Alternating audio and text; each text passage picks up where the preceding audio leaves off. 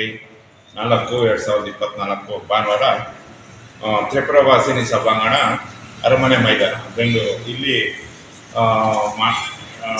ಮಂಜುನಾಥ ದೇವ ಅವರಿಂದ ಒಂದು ಈ ಕನ್ನಡ ಜಾಗೃತಿ ವೇದಿಕೆಯ 30ನೇ ವರ್ಷದ ಒಂದು ಸ್ವಾಭಿಮಾನಿ ಕನ್ನಡಿಗರ ಬೃಹತ್ ಸಮಾವೇಶ ನಡೀತಾ ಇದೆ. ಈ ಕಾರ್ಯಕ್ರಮ ಯಶಸ್ವಿಯಾಗಲಿ ಅಂತ ನಮ್ಮ ಕನ್ನಡ ಪರ ಸಂಘಟನೆಗಳ ಒಕ್ಕೂಟದಿಂದ ನಮ್ಮ ತಾಲೂಕು ಅಧ್ಯಕ್ಷರಾದಂಥ ಕನ್ನಡ ಜಾಗೃತಿ ವೇದಿಕೆಯ ತಾಲೂಕು ಅಧ್ಯಕ್ಷರಾದಂಥ ನಾಗರಾಜ್ ಅವರಿಗೆ ನಾನು ಶುಭ ಕೋರ್ತಾ ಇದ್ದೀನಿ. ನಾವು ಈ ಕಾರ್ಯಕ್ರಮದಲ್ಲಿ ಭಾಗವಹಿಸ್ತೀವಿ. ನೀವು ಎಲ್ಲ ಕನ್ನಡಿಗರು ಬಂದು ಈ ಕಾರ್ಯಕ್ರಮದಲ್ಲಿ ಭಾಗವಹಿಸಿ ಕಾರ್ಯಕ್ರಮವನ್ನು ಯಶಸ್ವಿಗೊಳಿಸಿ ಅಂತ ಎಂಬಲ್ಲಿ ನಾನು ಮನವಿ ಮಾಡಿಕೊಳ್ತೇನೆ.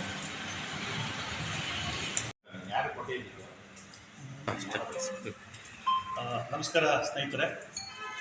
ಇವತ್ತಿನ ದಿವಸ ನಮ್ಮ ಕನ್ನಡ ಜಾಗೃತಿ ವೇದಿಕೆಯ 30ನೇ ವರ್ಷದ ಒಂದು ಸ್ವಾಭಿಮಾನಿ ಕನ್ನಡಿಗರ ಒಂದು ಬೃಹತ್ ಸಮಾವೇಶವನ್ನು ನಮ್ಮ ಕನ್ನಡ ಜಾಗೃತಿ ವೇದಿಕೆಯ ರಾಜ್ಯಾಧ್ಯಕ್ಷರಾದಂಥ ಶ್ರೀಯುತ ಮಂಜುನಾಥ್ ದೇವಣ್ಣನವರ ಒಂದು ನೇತೃತ್ವದಲ್ಲಿ ಬೆಂಗಳೂರಿನ ನಗರದ ಹೃದಯ ಭಾಗದಲ್ಲಿರ್ತಕ್ಕಂಥ ಅರಮನೆ ಮೈದಾನದಲ್ಲಿ ತ್ರಿಪುರವಾಸಿನಿಯ ಸಭಾಂಗಣದಲ್ಲಿ ನಮ್ಮ ರಾಜ್ಯಾಧ್ಯಕ್ಷರಾದಂಥ ಶ್ರೀಯುತ ಮಂಜುನಾಥ್ ದೇವಣ್ಣನವರ ನೇತೃತ್ವದಲ್ಲಿ ಸ್ವಾಭಿಮಾನಿ ಕನ್ನಡಿಗರ ಬೃಹತ್ ಸಮಾವೇಶ ಒಂದು ಕಾರ್ಯಕ್ರಮವನ್ನು ಹಮ್ಮಿಕೊಳ್ಳಲಾಗಿದೆ.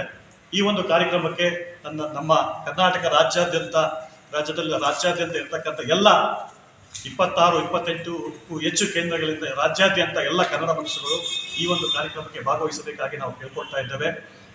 ಮತ್ತು ಈ ಒಂದು ಕಾರ್ಯಕ್ರಮವನ್ನು ನಮ್ಮ ಸರ್ಕಾರದ ಮುಖ್ಯಮಂತ್ರಿಗಳಾದಂಥ ಶ್ರೀಯುತ ಸಿದ್ದರಾಮಯ್ಯನವರು ಭಾಗವಹಿಸಿ ಈ ಒಂದು ಸ್ವಾಭಿಮಾನಿ ಕನ್ನಡಿಗರ ಒಂದು ಸಮಾವೇಶವನ್ನು ಉದ್ಘಾಟಿಸಲಿದ್ದಾರೆ. ಈ ಒಂದು ಕಾರ್ಯಕ್ರಮಕ್ಕೆ ನಮ್ಮ ದೊಡ್ಡಬಳ್ಳಾಪುರದ ತಾಲೂಕಿನ ಎಲ್ಲ ಕನ್ನಡ ಮನಸ್ಸುಗಳು, ಕನ್ನಡ ಪರ ಹೋರಾಟಗಾರರು, ಕನ್ನಡ ಪರ ಮುಖಂಡರುಗಳು, ಎಲ್ಲ ಕನ್ನಡ ಮನಸ್ಸುಗಳು ಈ ಒಂದು ಕಾರ್ಯಕ್ರಮಕ್ಕೆ ಭಾಗವಹಿಸಿ ಈ ಒಂದು ಬೃಹತ್ ಸಮಾವೇಶವನ್ನು ಯಶಸ್ವಿಗೊಳಿಸಬೇಕು ಅಂತ ನಾನು ಕೇಳ್ಕೊಳ್ತಾ ಇದ್ದೇನೆ.